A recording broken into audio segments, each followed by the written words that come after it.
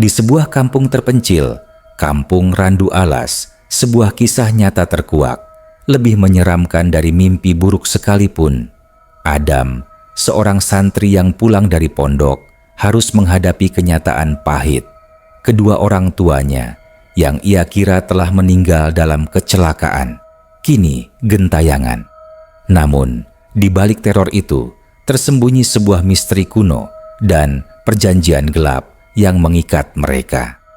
Bersiaplah, karena cerita ini akan membuat bulu kuduk Anda berdiri dan membuat Anda bertanya, apakah ini benar-benar bisa terjadi?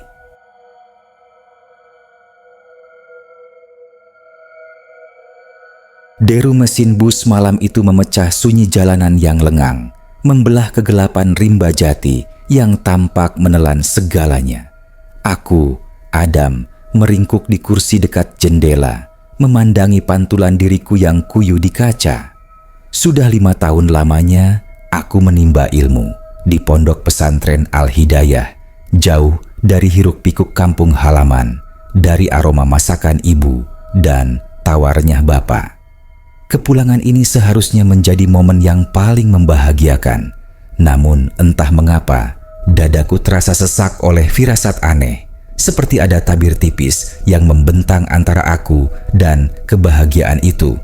Pikiranku melayang pada pesan terakhir yang kuterima dari ibu. Suaranya terdengar ganjil, sedikit serak dan memudar, seolah-olah berasal dari dimensi yang berbeda. Nak Adam, hati-hati di jalan ya. Kami tunggu di rumah. Begitu pesannya, singkat namun meninggalkan jejak gelisah. 2 minggu lalu, berita duka itu datang mengguncang duniaku. Bapak dan ibu meninggal dalam kecelakaan tunggal di jalan provinsi, hanya beberapa kilometer dari gerbang desa. Sebuah truk menabrak mobil mereka dari samping, menghancurkan segalanya. Aku tak sempat melihat mereka untuk terakhir kalinya, tak sempat mengucapkan selamat tinggal. Kini, yang tersisa hanyalah rumah kosong, kenangan yang memudar, dan duka yang menganga. Bus berhenti di terminal kecamatan yang remang-remang. Dinginnya udara malam langsung menusuk kulit, memaksaku mengeratkan jaket. Aku meraih ransel, melangkah turun dengan langkah gontai. Tidak ada yang menjemput. Tentu saja, mereka sudah tiada. Aku harus menumpang ojek untuk sampai ke Kampung Randu Alas, tempat di mana kenangan manis bercampur dengan kepahitan kematian. Jalanan menuju kampung terasa asing dalam gelap, meskipun aku sudah hafal setiap tikungan dan pepohonan di sana. Kabut tipis mulai turun, melingkupi desa seperti selimut misterius, membuatku merasa seolah-olah aku sedang melangkah ke dalam mimpi buruk. Setibanya di rumah, hatiku mencelos. Rumah itu yang dulu selalu ramai dengan tawa dan obrolan, kini terasa begitu sepi dan mencekam. Lampu teras mati, jendela-jendela tertutup rapat, seolah-olah tak ada kehidupan di dalamnya. Kurasakan bulu kuduku meremang. Dengan kunci cadangan yang selalu kusimpan di dompet, aku membuka pintu. Bau apek dan lembab langsung menyergap indera penciumanku, bercampur dengan aroma aneh yang samar-samar, seperti bau bunga melati yang layu dan tanah basah. Aku menyalakan lampu, menerangi ruang tamu yang berantakan. Debu tebal menyelimuti setiap perabot, sarang laba-laba menggantung di sudut-sudut ruangan, menciptakan kesan horor yang menusuk. Aku meletakkan ransel di sofa, lalu berjalan menuju kamar bapak dan ibu. Pintu kamar sedikit terbuka, mengundangku masuk. Kamar itu masih sama seperti terakhir kali aku melihatnya. Namun aura kesedihan dan ketiadaan begitu kuat terasa. Di atas meja nakas tergeletak sebuah foto lama.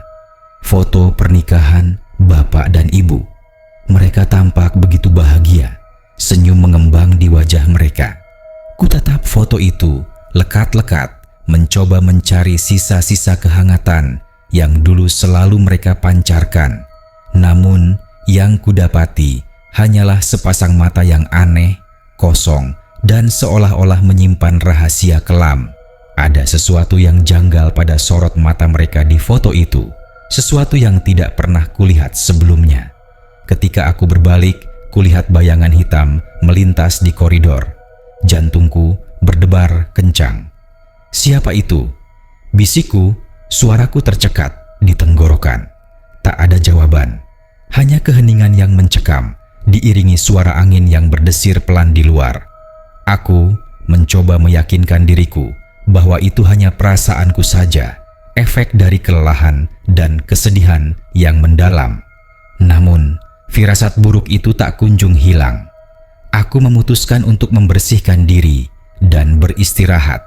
Namun, setiap kali aku memejamkan mata, bayangan bapak dan ibu muncul, bukan dengan senyum yang kukenal, melainkan dengan tatapan kosong yang sama seperti yang kulihat di foto. Aku merasa ada sesuatu yang tidak beres, sesuatu yang jauh lebih menakutkan dari sekadar kehilangan. Malam itu, aku tidur dengan gelisah, diselimuti bayangan horor yang baru saja dimulai. Aku tidak tahu bahwa kedatanganku ke rumah ini hanyalah awal dari serangkaian teror yang tak terduga. Teror yang akan mengubah persepsiku tentang kehidupan dan kematian, tentang orang tua yang kukasihi, dan tentang batas antara dunia nyata dan gaib. Rasa takut itu mulai merayap, perlahan namun pasti, mencengkeram jiwaku. Malam pertama di rumah itu terasa bagai siksaan. Setiap desiran angin, setiap suara gesekan daun di luar jendela, terdengar seperti bisikan misterius yang memanggil namaku. Aku terbangun beberapa kali, jantung berdebar tak karuan, diselimuti keringat dingin. Cahaya fajar yang merambat masuk melalui celah gorden sedikit mengurangi ketegangan, namun aura mencekam masih pekat terasa. Aku memutuskan untuk membersihkan rumah hari itu, berharap kesibukan bisa mengusir pikiran-pikiran buruk. Namun, setiap sudut yang kusentuh seolah menyimpan jejak misteri, jejak kehadiran yang tak kasat mata. Saat membersihkan lemari pakaian bapak, aku menemukan sebuah bungkusan kain lusuh tersembunyi di bagian paling bawah. Kubuka bungkusan itu dan jantungku seolah berhenti berdetak. Di dalamnya tergeletak beberapa benda aneh. Sehelai rambut hitam panjang yang kusut, sehelai kain kafan kecil yang kusam, dan sebuah boneka kayu kecil tanpa wajah yang diikat dengan benang merah. Bau busuk yang samar-samar keluar dari bungkusan itu membuatku mual. Apa ini? Aku tidak pernah tahu bapak memiliki benda-benda semacam ini. Apakah ini semacam jimat? Atau justru sesuatu yang lebih gelap? Kusimpan kembali bungkusan itu. Perasaanku campur aduk antara penasaran dan ketakutan. Aku berusaha mengabaikannya, namun pikiran tentang benda-benda aneh itu terus menghantuiku. Siang itu, aku pergi ke warung Bu Tejo, satu-satunya warung yang masih buka di kampung Randu Alas. Bu Tejo adalah tetangga terdekat, seorang wanita tua yang baik hati dan selalu tahu gosip terbaru di kampung. Aku berharap bisa mendapatkan sedikit informasi tentang kecelakaan bapak dan ibu darinya. "Adam, nak, syukurlah kamu sudah pulang," seru Bu Tejo dengan senyum ramah, namun sorot matanya terlihat sedikit tegang. "Bagaimana kabarmu, nak?" "Alhamdulillah baik, Bu. Saya mau tanya, bagaimana sebenarnya kecelakaan bapak dan ibu, Bu? Saya belum sempat mendengar cerita lengkapnya." Tanyaku hati-hati. Wajah Bu Tejo berubah muram. Ia menghela napas panjang. "Nak Adam, ada yang aneh dengan kecelakaan itu," kata warga yang melihat. Mobil bapak dan ibu itu seperti dihempas sesuatu dari samping, bukan ditabrak. Truk yang menabrak mereka, sopirnya juga meninggal di tempat. Tapi yang lebih aneh, setelah kejadian, warga mencium bau busuk yang sangat menyengat di sekitar lokasi, seperti bau bangkai yang membusuk, padahal tidak ada bangkai hewan di sana. Aku merinding mendengar penuturan Bu Tejo. Bau busuk itu persis seperti bau yang keluar dari bungkusan kain lusuh yang kutemukan di lemari Bapak. Dan lagi, Bu Tejo melanjutkan, suaranya berbisik. Beberapa hari setelah Bapak dan Ibu dimakamkan, ada warga yang mengaku melihat bayangan mereka gentayangan di sekitar desa. Ada yang bilang melihat Bapak berdiri di bawah pohon beringin di ujung kampung. Ada juga yang melihat Ibu melintas di pematang sawah dengan pakaian putih. Tapi anehnya, mereka tidak menunjukkan wajah. Hanya bayangan gelap. Darahku seolah membeku. Gentayangan? Mungkinkah? Aku mencoba menepis pikiran itu, mencoba mencari penjelasan yang lebih logis. Namun, kejadian-kejadian aneh yang kualami sejak kepulanganku terasa terlalu nyata untuk diabaikan. Aku mengucapkan terima kasih pada Bu Tejo dan kembali ke rumah dengan langkah gontai. Malam itu, ketakutanku mencapai puncaknya. Aku mulai mendengar suara-suara aneh dari dalam rumah. Suara gesekan kursi, seperti ada yang menyeretnya perlahan. Suara langkah kaki yang berat, berjalan mondar-mandir di lantai atas. Dan yang paling mengerikan, suara bisikan samar yang memanggil namaku, terdengar seperti suara ibu, namun dengan nada yang dingin dan tak berjiwa. Aku mengambil pisau dapur, menggenggamnya erat-erat, dan memberanikan diri untuk memeriksa. Aku menyusuri setiap ruangan, namun tidak menemukan apapun, hanya keheningan yang mencekam dan rasa dingin yang menusuk tulang. Aku kembali ke kamar, mencoba menenangkan diri. Namun, bisikan itu semakin jelas, semakin dekat. Adam, dot. Kali ini, suaranya bukan hanya bisikan, melainkan desahan panjang yang penuh kepedihan. Aku menutup telingaku, mencoba mengabaikannya, namun suara itu terus menghantuiku. Aku tidak bisa tidur. Sepanjang malam, aku terjaga, diliputi ketakutan yang tak terhingga.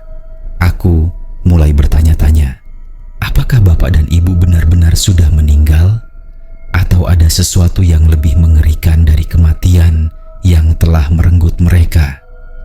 Rasa dingin yang mencengkeram rumah ini seolah-olah bukan hanya dari angin malam, melainkan dari kehadiran yang tidak kasat mata yang menatapku dari kegelapan. Aku merasa terperangkap di antara kenyataan dan kegelapan yang tak terbayangkan. Ketakutan yang membayangi di malam sebelumnya membuatku terjaga sepanjang malam. Pagi harinya, aku merasa sangat lelah, namun pikiran untuk tetap berada di rumah itu sendirian adalah hal yang mustahil. Aku harus mencari bantuan, atau setidaknya seseorang yang bisa menemaniku. Aku memutuskan untuk menghubungi paman, adik Bapak, yang tinggal di kota seberang. Setelah beberapa kali mencoba, teleponku akhirnya tersambung. Aku menceritakan semua kejadian aneh yang kualami sejak kepulanganku, mulai dari penemuan benda-benda misterius hingga suara-suara dan bisikan yang menghantuiku. Paman mendengarkan dengan seksama. Suaranya terdengar cemas. Adam, Bapak dan Ibumu itu orang baik-baik. Pasti ada penjelasan logis untuk semua ini. Jangan terlalu memikirkan hal-hal yang tidak-tidak. Mungkin kamu hanya kelelahan.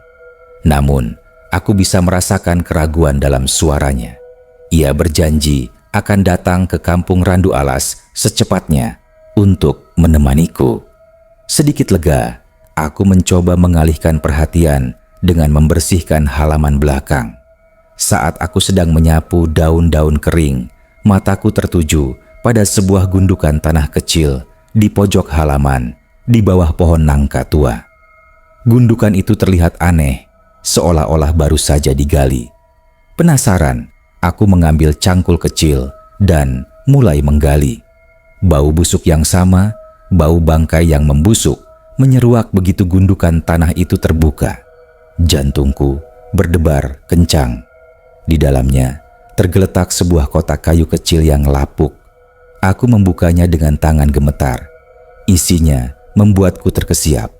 Sebuah jenglot kecil berwarna hitam pekat dengan rambut panjang dan kuku tajam.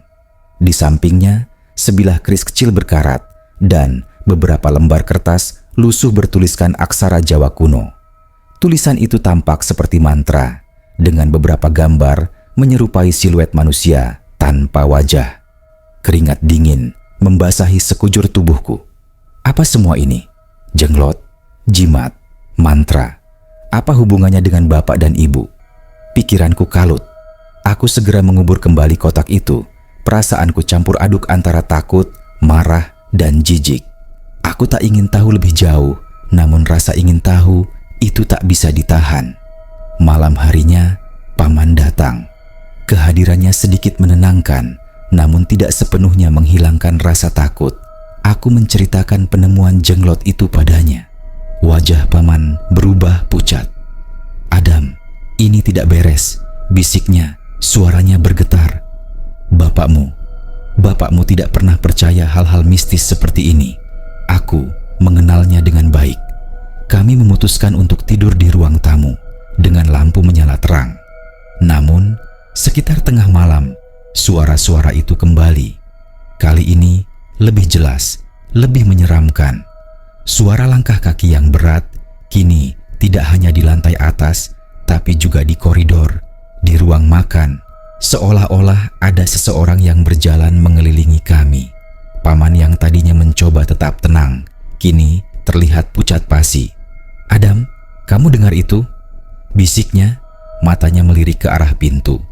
Aku mengangguk, lidahku keluh. Lalu terdengar suara gesekan kasar dari dapur, seperti ada yang menyeret perabot berat, disusul dengan suara pecahnya piring dan dentuman keras. Paman dan aku saling berpandangan, ketakutan terpancar jelas di mata kami. "Paman, itu pasti mereka," bisikku, merujuk pada bayangan bapak dan ibu yang diceritakan Bu Tejo. Paman mengangguk kaku.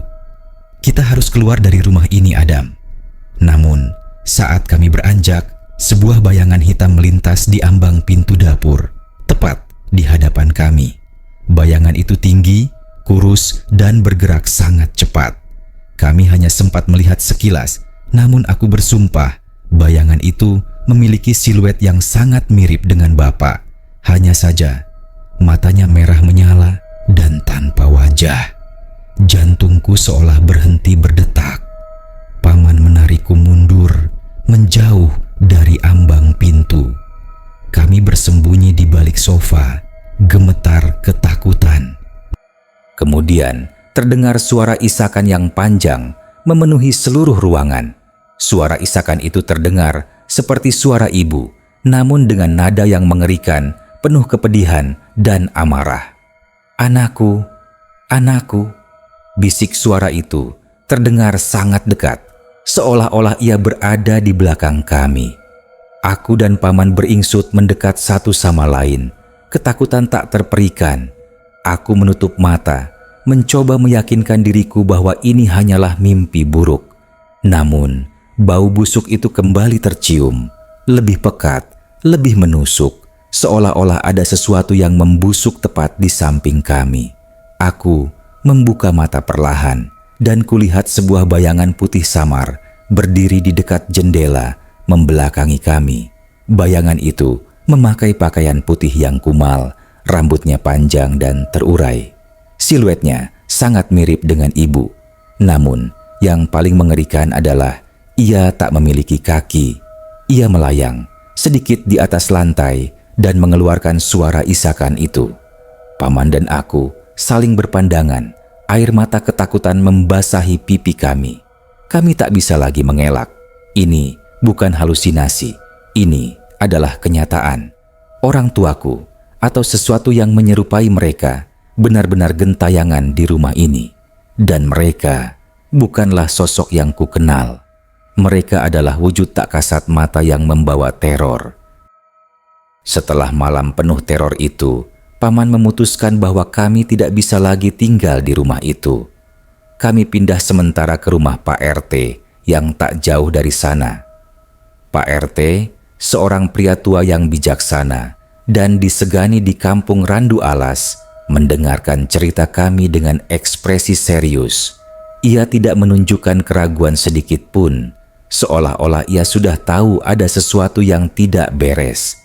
"Adam, Paman," kata Pak RT dengan suara berat, "apa yang kalian alami itu bukanlah hal baru di kampung ini. Sejak kecelakaan bapak dan ibumu, memang banyak warga yang melihat penampakan aneh di sekitar desa.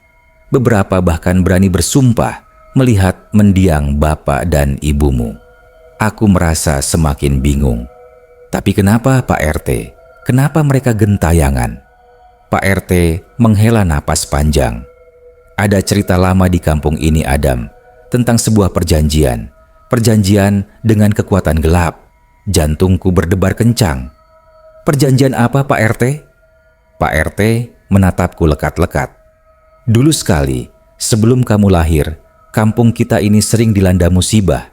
Panen selalu gagal, ternak mati mendadak, dan banyak warga yang sakit-sakitan tanpa sebab. Lalu, ada seorang dukun tua dari luar desa datang. Dia bilang, ada cara untuk membuat kampung ini makmur, tapi ada syaratnya." "Syarat apa?" tanyaku tak sabar. "Mengorbankan sesuatu yang paling berharga, bukan nyawa manusia, melainkan kesucian dan kedamaian arwah seseorang yang paling dicintai, agar mereka menjadi penjaga gaib yang kuat, yang akan melindungi desa dari segala mara bahaya. Namun, sebagai gantinya, mereka tidak akan pernah bisa beristirahat dengan tenang. Mereka akan terikat pada dunia ini selamanya." Aku terdiam, pikiran-pikiran mengerikan mulai terbentuk di benakku. Paman juga tampak terkejut. "Tapi siapa yang melakukan perjanjian itu, Pak RT?" tanyanya. Pak RT menggeleng pelan. "Itu yang tidak diketahui pasti. Dukun itu tidak pernah menyebut nama. Ia hanya memberikan petunjuk bahwa perjanjian itu akan dilakukan oleh seseorang yang memiliki niat tulus untuk melindungi kampung, namun tersesat dalam kegelapan. Dan setelah perjanjian itu, kampung ini memang makmur, tapi ada harga yang harus dibayar."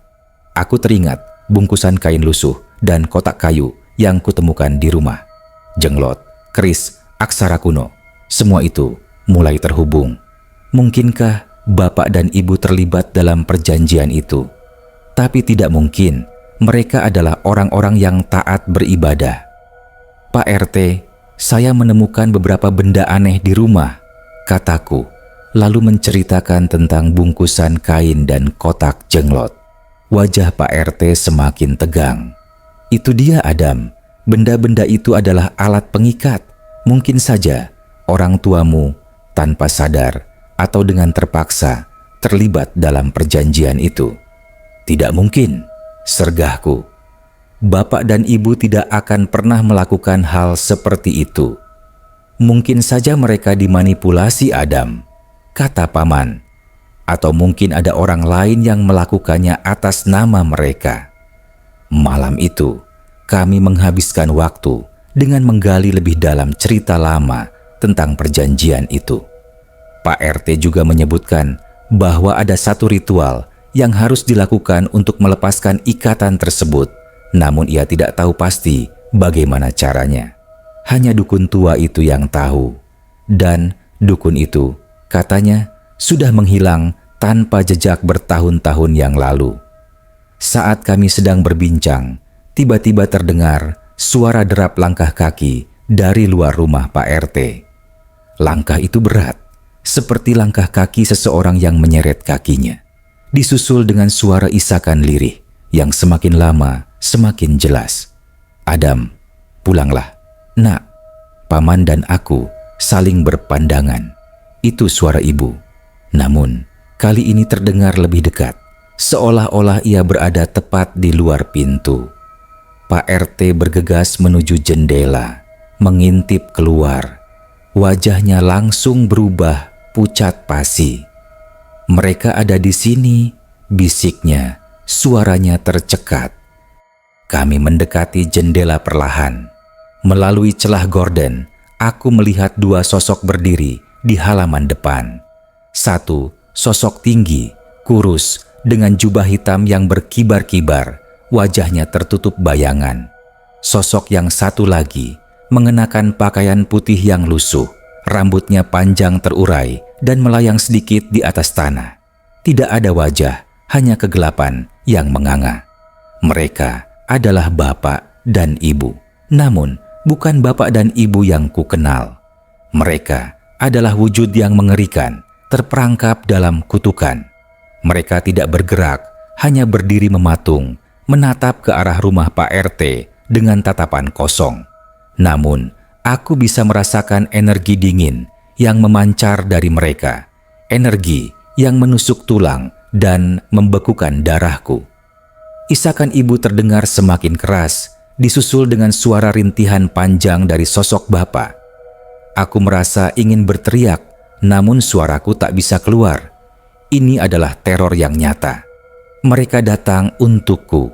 Mereka ingin aku kembali ke rumah itu. Atau mungkin mereka ingin aku menjadi bagian dari kegelapan mereka. Ketakutan mencekamku. Aku tahu, aku tidak bisa lari dari ini selamanya. Aku harus menemukan cara untuk melepaskan mereka, untuk mengakhiri kutukan ini, sebelum aku sendiri terjerat dalam pusaran kegelapan yang sama. Malam itu, aku tahu pertarungan sesungguhnya baru saja dimulai. Pertarungan antara hidup dan mati, antara kenyataan dan kegelapan, antara cinta dan kutukan yang tak terucap. Kehadiran sosok-sosok mengerikan di halaman rumah Pak RT membuat kami tak bisa tidur. Pagi harinya, Pak RT menyarankan untuk mencari bantuan dari seorang kiai di desa sebelah, Kiai Hasan, yang dikenal memiliki ilmu agama dan spiritual yang tinggi. Aku dan Paman setuju. Kami tidak punya pilihan lain. Perjalanan menuju desa sebelah terasa sangat panjang dan menegangkan. Setiap bayangan pohon, setiap suara angin terasa seperti ancaman. Setibanya di kediaman Kiai Hasan, kami disambut dengan ramah. Setelah mendengar cerita kami, Kiai Hasan mengangguk-angguk. Fenomena seperti ini memang ada. Adam, arwah yang terperangkap karena perjanjian gaib. Mereka tidak bisa beristirahat dengan tenang dan terus mencari jalan keluar dari jerat kutukan. Aku menceritakan tentang bungkusan kain dan kotak jenglot yang kutemukan. Kiai Hasan mendengarkan dengan seksama, matanya memancarkan kesedihan. Itu adalah tanda-tanda kuat, Nak. Perjanjian itu dilakukan untuk mendatangkan kemakmuran, namun dengan tumbal yang sangat berat. Kemudian, Kiai Hasan mengeluarkan beberapa kitab kuno dan mulai membacakan mantra-mantra. Ia juga menyuruh kami untuk berzikir dan berdoa. Aroma kemenyan dan bunga melati mulai menyebar di ruangan, bercampur dengan aura spiritual yang kuat. Setelah beberapa saat, Kiai Hasan menutup kitabnya. Ada satu cara untuk memutus ikatan ini, Nak. Namun, ini tidak mudah. Kalian harus menemukan tempat perjanjian itu dilakukan, dan di sana kalian harus melakukan ritual pelepasan. Tapi, ingat, ini sangat berbahaya. Mereka akan menyerang kalian, mencoba menghentikan kalian.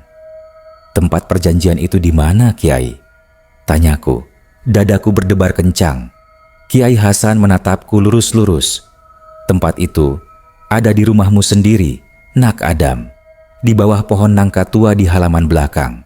Di sanalah sumber kekuatan gelap itu berasal. Darahku seolah membeku. Pohon nangka tua, tempat aku menemukan kotak jenglot. Jadi, selama ini aku hidup di atas sarang setan. Kiai Hasan memberikan kami beberapa petunjuk, termasuk sebuah gelang tasbih yang telah dirajah dan sebotol kecil air yang telah didoakan. Gelang ini akan melindungi kalian dari serangan langsung, dan air ini siramkan ke area di bawah pohon nangka saat ritual pelepasan. Semoga Allah melindungi kalian. Kami kembali ke kampung Randu Alas dengan hati yang berat, namun dengan tekad yang bulat. Malam itu, kami berencana untuk melakukan ritual pelepasan. Kami meminta bantuan Pak RT untuk menemani, namun ia menolak. Maaf, Nak Adam, aku sudah tua. Aku tidak bisa menghadapi mereka, tapi aku akan berdoa dari sini. Ia tampak sangat ketakutan. Paman dan aku kembali ke rumah yang menyeramkan itu. Suasana di dalam rumah terasa lebih dingin dan mencekam dari biasanya. Bau busuk itu semakin menyengat. Langkah kaki dan bisikan terdengar lebih jelas, seolah-olah mereka tahu apa yang akan kami lakukan. Kami memberanikan diri menuju halaman belakang. Pohon nangka tua itu tampak menjulang tinggi. Bayangannya yang hitam tampak seperti monster yang siap menerkam. Aku mulai menggali kembali area di bawah pohon nangka, tempat aku menemukan kotak jenglot. Paman berdiri di sampingku, membaca doa-doa. Tanah yang kugali terasa sangat dingin, seperti menyentuh es. Tiba-tiba, dari dalam lubang galian, terdengar suara erangan panjang yang mengerikan. Lalu, tanah di sekitarnya bergetar, dan muncullah dua sosok bayangan hitam berdiri tegak di hadapan kami. Mereka adalah bapak dan ibu. Wajah mereka kini terlihat lebih jelas, namun mata mereka kosong, memancarkan api merah menyala. Senyum tipis yang mengerikan terukir di bibir mereka, bukan senyum cinta yang kukenal, melainkan senyum iblis yang penuh dendam. Dari mulut mereka keluar suara-suara aneh, seperti desisan ular bercampur bisikan manusia. "Jangan, hentikan kami." Suara bapak berdesis. "Kami penjaga kalian." Suara ibu melengking. Mereka melayang mendekat. Tangan mereka terulur ke arah kami. Kuku-kuku mereka tampak panjang dan tajam. Aku dan paman mundur, ketakutan. Aku meraih botol berisi air yang diberikan Kiai Hasan. Dengan tangan gemetar, aku menyiramkan air itu ke arah mereka dan ke dalam lubang galian. Begitu air itu mengenai mereka, sosok bapak dan ibu menjerit kesakitan. Jeritan mereka menusuk telinga, seperti ribuan jarum yang menusuk gendang telinga. Asap hitam mengepul dari tubuh mereka, dan aura dingin yang memancar dari mereka semakin kuat. Tanah di bawah pohon nangka bergetar semakin hebat, dan dari dalam lubang galian terdengar suara seperti rantai yang putus. Kemudian, sebuah sosok lain muncul dari dalam lubang galian. Sosok itu jauh lebih besar dan mengerikan dari bapak dan ibu. Tubuhnya hitam pekat, matanya merah menyala, dan taringnya panjang. Itu adalah wujud asli dari entitas gelap yang selama ini mengikat mereka. Sosok itu meraung marah. Suaranya menggelegar, membuat tanah di sekitar kami bergetar. Aku tahu, ini adalah pertarungan terakhir. Pertarungan untuk membebaskan bapak dan ibu dari kutukan yang mengerikan ini. Aku harus kuat demi mereka, demi kedamaian abadi yang seharusnya mereka dapatkan. Melihat wujud asli entitas gelap yang muncul dari dalam tanah, paman dan aku mundur beberapa langkah, tercekam ketakutan. Raungannya memenuhi malam, membuat bulu kuduk berdiri. Sosok hitam pekat itu tidak langsung menyerang kami, melainkan menatap sosok bapak dan ibu dengan tatapan geram. "Kalian pengkhianat." Suara entitas itu menggelegar, bergema di seluruh halaman. "Kalian mencoba membebaskan diri dari perjanjian." Sosok bapak dan ibu yang kini terlihat lebih transparan dan kesakitan hanya bisa merintih. Asap hitam masih mengepul dari tubuh mereka. "Tidak, kami tidak akan membiarkan kalian lepas." Raung entitas itu lalu mengalihkan pandangannya pada kami. "Kalian, bocah-bocah bodoh, akan kalian rasakan akibatnya." Entitas itu melesat ke arah kami dengan kecepatan luar biasa. Aku mengangkat gelang tasbih yang diberikan Kiai Hasan, dan paman mulai membaca ayat-ayat suci dengan suara bergetar. Begitu entitas itu menyentuh gelang tasbih, ia menjerit kesakitan, seperti terbakar. Tubuhnya memancarkan kilatan cahaya hitam dan ia terpental mundur. Ini memberiku kesempatan. Dengan sekuat tenaga, aku melemparkan sisa air yang telah didoakan Kiai Hasan ke arah entitas itu sambil membaca doa yang diajarkan Kiai Hasan. Air itu seperti asam yang membakar tubuhnya. Ia meraung kesakitan dan mulai menciut, disusul dengan kepulan asap hitam yang semakin pekat. Ketika entitas itu semakin mengecil, aku melihat sosok bapak dan ibu mendekatiku. Wajah mereka kini lebih jelas, namun masih tampak kesakitan dan kelelahan. Mereka tidak memiliki tatapan kosong yang mengerikan lagi. Ada ekspresi kesedihan yang mendalam di mata mereka. "Adam, anakku," bisik ibu. Suaranya kini terdengar seperti suara ibu yang kukenal, namun dengan nada yang sangat lemah. "Maafkan kami tidak tahu. Kami terjebak, Nak," tambah bapak. Suaranya juga lemah.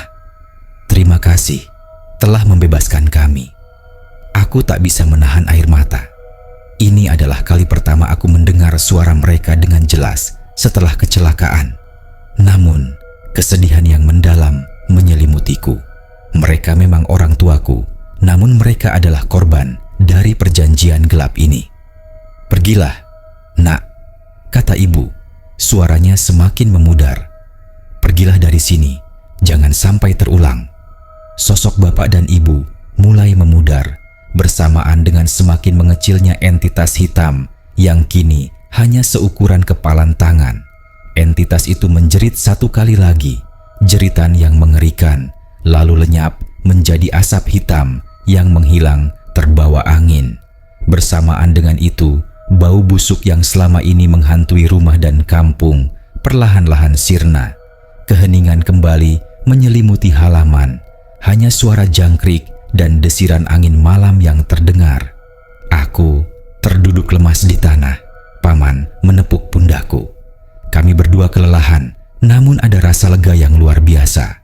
Ritual pelepasan itu berhasil. Bapak dan ibu kini bebas dari kutukan yang mengikat mereka. Mereka akhirnya bisa beristirahat dengan tenang. Keesokan harinya, aku dan paman membersihkan seluruh rumah. Aura mencekam yang sebelumnya menyelimuti rumah kini telah hilang. Rumah itu terasa lebih hangat, lebih damai.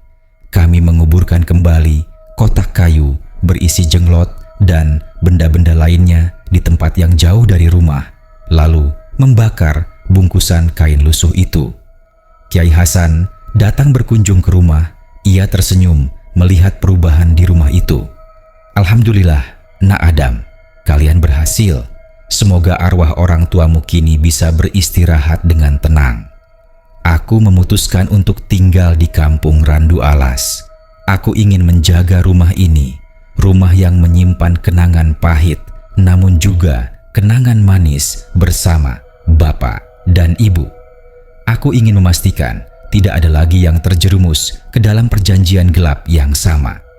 Setiap malam, aku masih sering teringat bayangan bapak dan ibu yang menyeramkan. Namun, kini ketika aku memejamkan mata, yang muncul adalah senyum mereka yang hangat, bukan tatapan kosong yang menusuk. Kisah ini mungkin terdengar tidak masuk akal, bahkan mengerikan. Namun, di dunia ini ada begitu banyak hal yang belum terjamah oleh akal dan logika. Ada begitu banyak rahasia yang tersembunyi di balik tabir kehidupan dan kematian. Perjanjian gaib, tumbal, dan arwah yang terperangkap. Semua itu bukanlah isapan jempol belaka. Percayalah, kadangkala hal-hal yang paling kita kasihi pun bisa menjadi sumber teror terbesar jika mereka terjebak dalam pusaran kegelapan yang tak terlihat. Kisah ini adalah bukti nyata bahwa batas antara dunia nyata dan gaib itu sangat tipis, dan terkadang orang-orang terdekat kita sendirilah yang menjadi korban atau bahkan alat dari kekuatan yang tak kasat mata.